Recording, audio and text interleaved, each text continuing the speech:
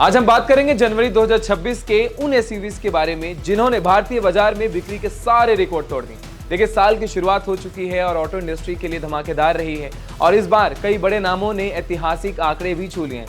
ये खास बात आपके लिए जाननी जरूरी है क्योंकि सबसे पहले मैं आपको बताऊंगा कि जनवरी 2026 की नंबर 1 कार कौन सी रही। देखिए, टाटा नेक्सॉन ने इस महीने 23,365 यूनिट की रिकॉर्ड बिक्री दर्ज की है, जो इसकी अब तक की सबसे ज्यादा मासिक बिक्री है। यह पिछले साल जनवरी 2025 के मुकाबले लगभग 52% की जबरदस्त बढ़ोतरी हुई।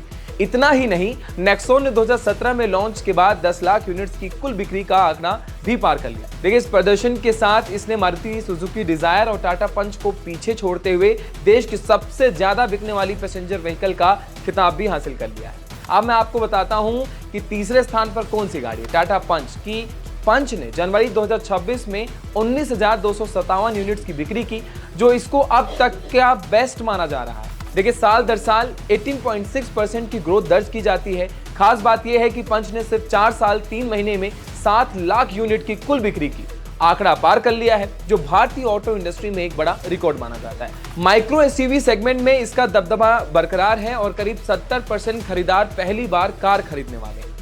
देखिए, मिड साइज एसयूवी सेगमेंट की बात करें तो Hyundai Creta अभी भी नंबर 1 बनी हुई है। जनवरी 2026 में Creta की 17,921 यूनिट्स बिकी। हालांकि इसमें साल दर साल करीब 3% की हल्की गिरावट रही, लेकिन दिसंबर 2025 के मुकाबले 36% की बड़ी उछाल देखने को मिली। कुल मिलाकर यह देश की चौथी सबसे ज्यादा बिकने वाली कार बन गई। अब नजर डालते हैं मारुति सुजुकी ब्रेजा पर। देखिए, ब्रेजा ने जनवरी 2026 में 17,486 यूनिट्स बेची हैं और 18.5% की YOY ग्रोथ दर्ज की है।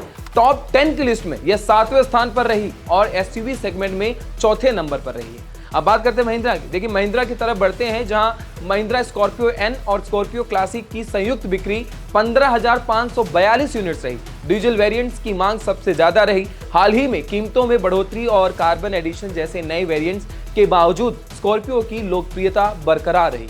देखिए, साथ ही 2026 में फेसलिफ्ट आने की उम्मीद भी बाजार को उत्साहित कर रही है। जनवरी में एक और बड़ा नाम उभरकर सामने आया था, मारुति सुजुकी विक्टोरिस। देखिए, लॉन्च के सिर्फ 5 महीने के भीतर इस एसयूवी ने 50,000 यूनिट्स की कुल बिक्री कर ली है।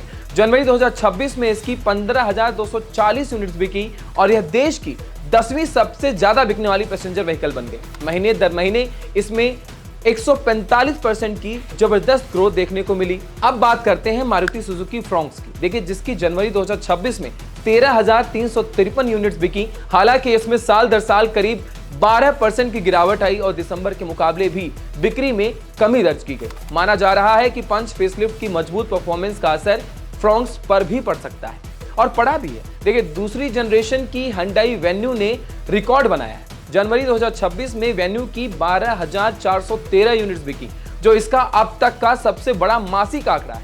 नवंबर 2025 में लॉन्च के बाद से अब तक इसे 80,000 से ज्यादा बुकिंग्स मिल चुकी हैं।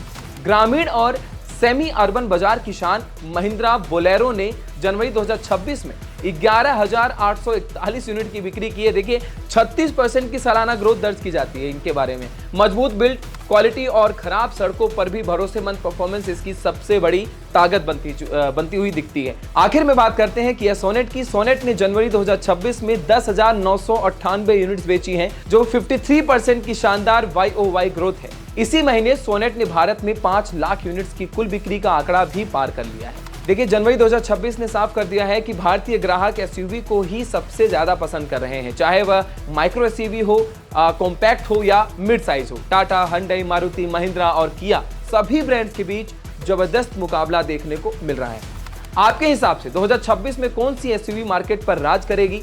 नीचे कमेंट करके जरूर बताएं और ऐसे ही ऑटो अपडेट के लिए चैनल को सब्सक्राइब करें।